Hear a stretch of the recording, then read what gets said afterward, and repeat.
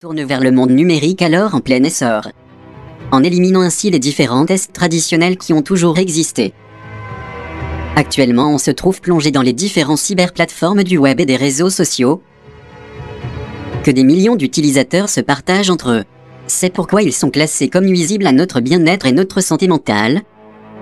Bien que les choses se déroulent de la sorte et que la grande majorité n'accorde aucune importance à ces mots graves. Des études en neurosciences démontrent que les niveaux de stress sont montés en flèche comme jamais auparavant et que l'environnement familial se détériore également. En effet, la famille subit une crise sévère sans précédent et elle est en chute libre.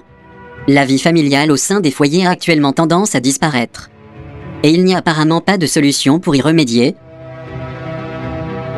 C'est pour cette raison que dans de nombreux cas, l'augmentation du nombre de personnes ayant tendance à s'isoler s'est propagée. Sachant qu'il leur est difficile de communiquer avec le monde extérieur, ces personnes volontairement renfermées dans leur chambre profitent donc des outils que leur apporte la réalité virtuelle.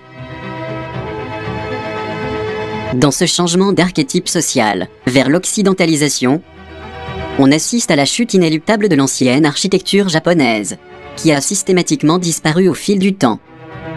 Alors qu'une puissante industrialisation technologique incontrôlable s'emparait du pays au fil des années. Tout cela à cause des nouvelles technologies qui ont modifié définitivement notre mode de vie. La priorité très courante dans le passé, qui consistait à travailler, étudier, avoir une carrière professionnelle ou avoir de bonnes relations avec nos parents, nos compagnons et nos amis, est quelque chose qui disparaît rapidement. Parce que la technologie nous rend extrêmement vulnérables, aussi bien pour les humains qui ont une sensibilité émotionnelle, que pour notre planète, qui devient une énorme antenne directement connectée à la génération 5G. Cela ne se fait pas sans conséquences pour ce qui est de notre santé physique, psychique et émotionnelle, dans tous les domaines où nous évoluons, comme nous le verrons plus tard. En plus de ce que nous devons vivre au niveau général et au niveau de nos relations, dans tous les domaines, social, professionnel et familial, il y a aussi une structure carcérale croissante avec des vigiles invisibles, qui se surveillent entre eux, et qui surveillent leurs citoyens.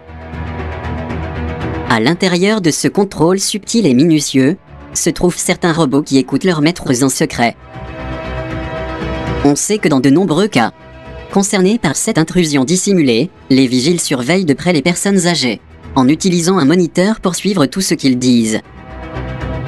Essayons de voir le danger auquel ce type de comportement nous expose, puisque pour beaucoup d'entre nous, cette intrusion pourrait être assimilée au contrôleur du système orwellien, qui était redouté par des millions de personnes. L'acharnement du web pour l'exercice d'un plus grand contrôle est associé à une fusion entre deux courants très définis et une très bonne affaire, qui concerne le monde entier. De cette façon, aucun gouvernement ne mettra en cause l'importance de la surveillance et du contrôle strict de ses citoyens,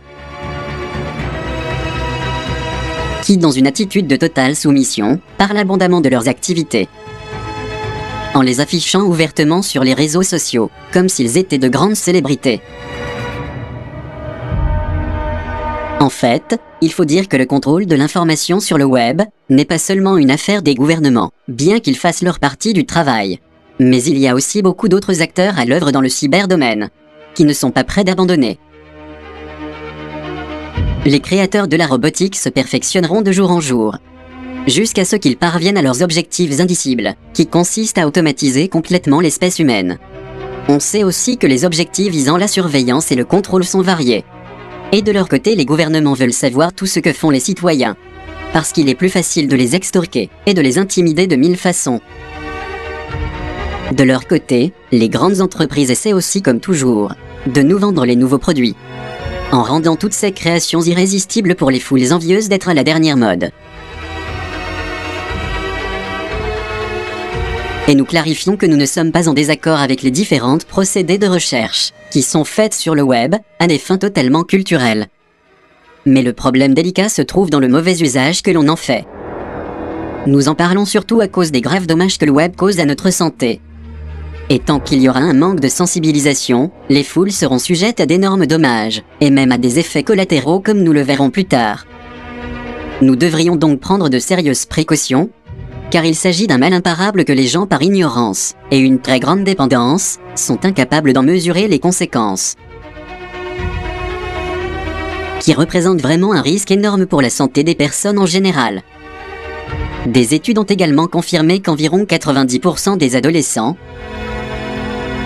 utilisent quotidiennement Internet dans des proportions inimaginables pour leurs parents, entraînant avec cela qu'il y ait une disposition mentale plutôt nocive chez les plus jeunes.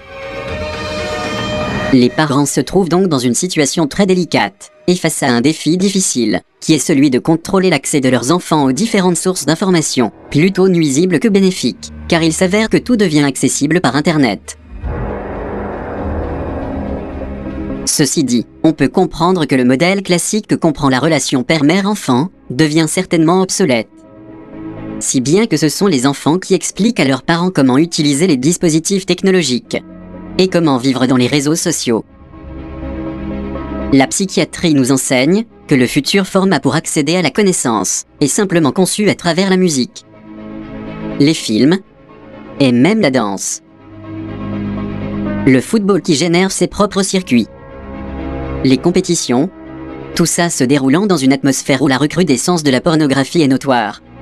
Il y a en plus des personnages de jeux vidéo bien connus, des chanteurs et des acteurs virtuels, à un tel point qu'ils génèrent leur propre version de la vie physique, à laquelle un grand nombre de jeunes s'identifient.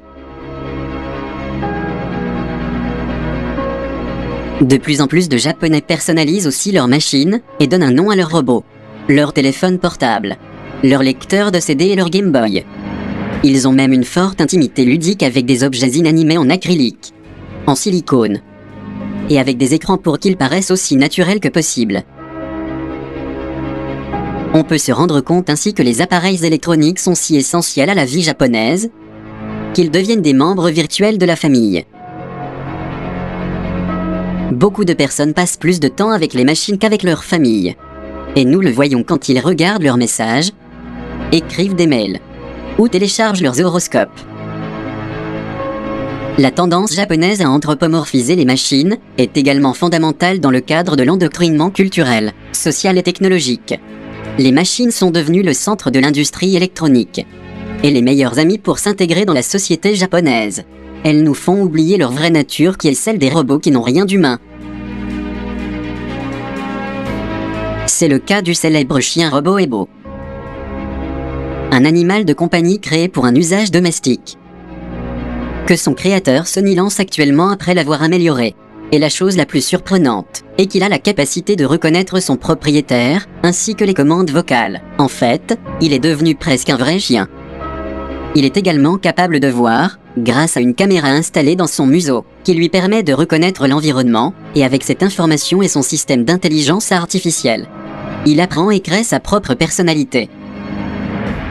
Parmi les dernières innovations technologiques des Japonais, il y a aussi des robots assistants personnels, gérés via Internet. Ce sont des équipements avec un exosquelette cyber qui aide à effectuer des tâches physiques commandées par des signaux que le cerveau envoie aux muscles. Les entreprises japonaises ont aussi des projets modernes, comme des écouteurs capables de lire nos pensées, et en fonction de l'humeur de l'utilisateur, ils cherchent les chansons les plus appropriées. Il existe même des petits robots en forme de lunettes de traduction qui permettent de traduire en anglais divers documents écrits en japonais, simplement en lisant avec elles. Ces lunettes permettraient aussi de recevoir sur le verre écran des informations concernant une personne, si celle-ci est enregistrée sur un smartphone, grâce à un système de reconnaissance faciale et d'identification. Parmi les dernières innovations, l'université de Nagoya travaille sur un système pour aider les personnes âgées à conduire en toute sécurité, à l'aide d'un robot de 20 cm de haut. Ce petit robot est une sorte de copilote qui garde les conducteurs en alerte par leur voix ou leurs gestes.